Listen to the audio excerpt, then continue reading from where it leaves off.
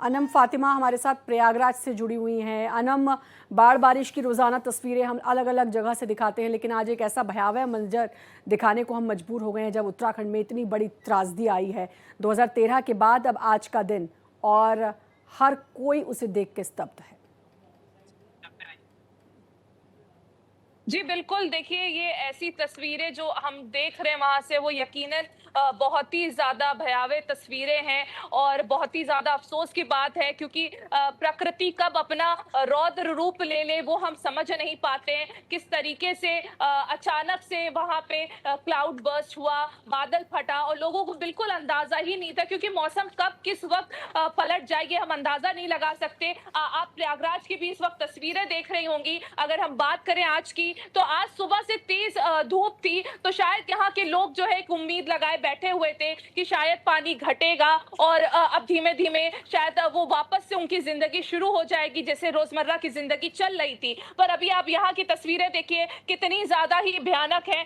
हम गौस नगर एरिया में मौजूद हैं और आपको बता दें कि अभी फिर से मौसम ने करवट ले ली है। यहाँ पे धीमे-धीमे जो है काले बादल छा रहे हैं। इस वक़्त सुबह से तेज़ धूप थी और धीमे-धीमे जो है काले बादल छा रहे, हल्की-हल्की बूंदाबांदी भी शुरू हो रही है। तो हम मौसम का बिल्कुल अंदाजा नहीं लगा सकते कि किस तरह वो पलट जाएगा और किस तरीके से रौद्र रूप ले लेगा। हम प्रयागराज से लगातार तस्वीरें दिखा रहे थे। हम लेटे हुए हनुमान मंदिर के पास से दिखा रहे थे, हम नागवासुकी के पास से दिखा रहे थे और अब आप देखिए जो इलाके हैं, जो मोहल्ले हैं, जो शहर के इलाके हैं, देखिए किस तरीके से वहाँ पे पूरे तरीके से बिजली ठप हो चुकी है, पूरे तरीके से पोल जो हैं वो भीग चुके हैं, डूबे हुए हैं पानी में और बहुत ही ज़्यादा जो लोग हैं उनके लिए। तो खैर, देश के अलग अलग हिस्सों में हालात बाढ़ बारिश के हैं, लेकिन अभी अभी जो हालात हैं, जो उत्तराखंड के हालात हैं, वो अभी पूरे देश के लिए एक चिंता का सबब बन गए हैं और वो अब परेशान करने वाली तस्वीरें सामने लगातार आ रही हैं। Doctor A.K. बयानी, भूगर्भ वैज्ञानिक हमारे साथ जुड़ चुके हैं। ज़रा उनसे जानेंगे, समझेंगे। डॉक्टर साहब, बहुत बहुत स्वागत है आपका भारत एक्सप्रेस पर। मैं ज़रा जानना चाहूँगी, आज जो ये उत्तराखंड में हुआ, इसके बाद 2013 का वो मंजर याद आ रहा है कि जो केदारनाथ में उस वक्त भयावह तस्वीरें देखने को मिली थी। आज भी कमोवेश वैसी ही तस्वीरें, क्या वजह इसके पीछे समझी जा सकती है? देखिए, 2013 के बाद ये घटना हुई है, ये काफी बड़ी घटना है। परंतु ऐसा नहीं कि 2013 से 2025 के बीच में इस तरह की घटनाएं नहीं हुई है। आपको याद होगा कि 2021 में डीनी में लैंडस्लाइड हुआ था और उसमें काफी ज्यादा नुकसान हुआ था। वो भी मोरलेस इसके जैसी घटना थी, पर जी। वो बारिश के सीजन में नहीं हुई थी। इसके बाद भी इस तरह की घटनाएं पिछले साल ही वहाँ माना में हुआ था, काफी अधिक हुआ था। तो ये कहें कि हम ये 2013 के बाद पहली घटना है, तो ऐसा नहीं है। इस तरह की घटनाएं पहाड़ में होती रहती हैं और कभी क्या होता है कि किसी एरिया में बहुत ज्यादा तीव्र गति से होती है, किसी में कभी काफी वर्षों बाद होती है। अब जो ये आज की घटना है, ये सीधे सीधे मौसम से संबंधित है और मौसम में एकाएक परिवर्तन हुआ है और पिछले 2 रोज से लगातार बारिश हो रही है और आगे भी बारिश, 3-4 दिन आगे भी बारिश की संभावना बना रहे हैं और इसके कारण फ्लड तो एक्सपेक्ट करा ही जा सकता है। परंतु फ्लड का प्रभाव पहाड़ों में उतना नहीं होता जितना मैदानों में होता है। अब ये जो क्लाउड बर्स्ट हुआ है, ये टोटली अनएक्सपेक्टेड रहा है और इसके बारे में अभी प्रेडिक्शन पॉसिबल नहीं है।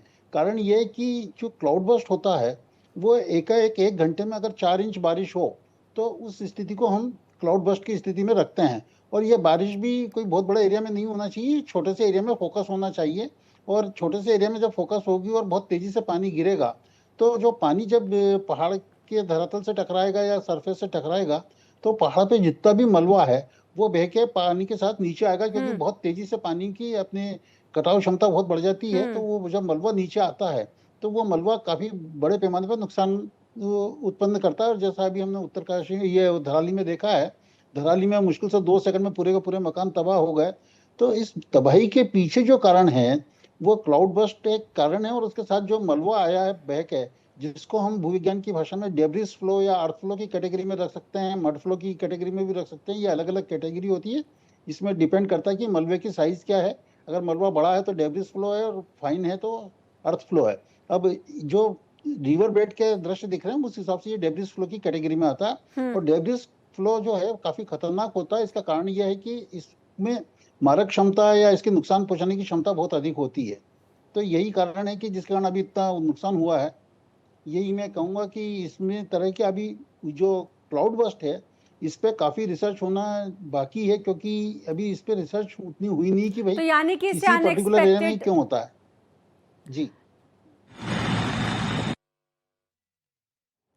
तो यानी कि इससे अनएक्सपेक्टेड समझा जाएगा कि इसके लिए कोई भी पता नहीं लगाया जा सका, कोई बता नहीं सकता कि ऐसा कुछ होने वाला है। दूसरी चीज़, क्या मैं इसको थोड़ा बहुत ग्लोबल वार्मिंग से जोड़कर देख सकती हूँ, ऐसे समझा जा सकता है या नहीं? वजह बिल्कुल अलग है और एक ही ये प्राकृतिक आपदा है, तो अब इसको वैसे ही समझा जाए और ये अनएक्सपेक्टेड होता है। हाँ, नहीं, इसको ग्लोबल वार्मिंग से जोड़ा जा सकता है, क्योंकि जैसे-जैसे टेम्परेचर बढ़ेगा, तो समुद्र से इवापोरेशन भी बढ़ेगा और उसके कारण बादल भी अधिक बनेंगे। जी। जैसे-जैसे बादल अधिक बनेंगे, तो बारिश भी उसी हिसाब से बढ़ती जाएगी। अब वो चाहे हिंदुस्तान में हो, चाहे और दूसरी जगह हो, अफ्रीका में हो या यूरोप में हो, कहीं पे भी हो, बारिश तो होना ही है, क्योंकि बादल बना तो वो तो बरसेगा ही बरसेगा। अब ये जितना ज़्यादा टेम्परेचर बढ़ेगा, इस तरह की घटनाएँ बढ़ती जाएगी। इसको हम एक्सट्रीम वेदर इवेंट के की कैटेगरी में रखते हैं, और ऐसा देखा गया है कि पिछले 40-50 साल में एक्सट्रीम वेदर इवेंट की घटनाएं काफ़ी बढ़ती बढ़ जा गई रही हैं। है, और हर साल जो नंबर है ग्लोबल लेवल पे उनका बढ़ता जा रहा है। तो भविष्य में भी इस तरह की ये संभावना पूरी बनती कि इस तरह की घटनाएं बढ़ेगी, तो इसके लिए ज़रूरी कि हम निश्चित रूप से सुरक्षा के उपाय जिस तरह की घटना होती है उसके हिसाब से करें हम। क्योंकि अब ग्लोबल वार्मिंग को लेकर हम देखते हैं कि एकदम से सर्दी बहुत ज़्यादा हो गई, गर्मी तो हर साल वो बढ़ती जा रही है, मौसम भी जो है वो अनएक्सपेक्टेड होता जा रहा है। अगर मैं बारिश की बात करूं तो सर, ये अब क्या समझा जा सकता है कि इस पे अब हर किसी को ध्यान देने की ज़रूरत है, सरकार के साथ साथ आम लोगों को अब इस पर ध्यान देने की ज़रूरत है, क्योंकि पहाड़ों में भी अब गर्मी जो है वो बढ़ती जा रही है। निश्चित रूप से गर्मी बढ़ती जा रही है, और इसका कारण ये है कि आपने कई बार अखबार में भी पढ़ा होगा कि टिम्बर लाइन हमारी ऊपर वो की तरफ खिसक रही है।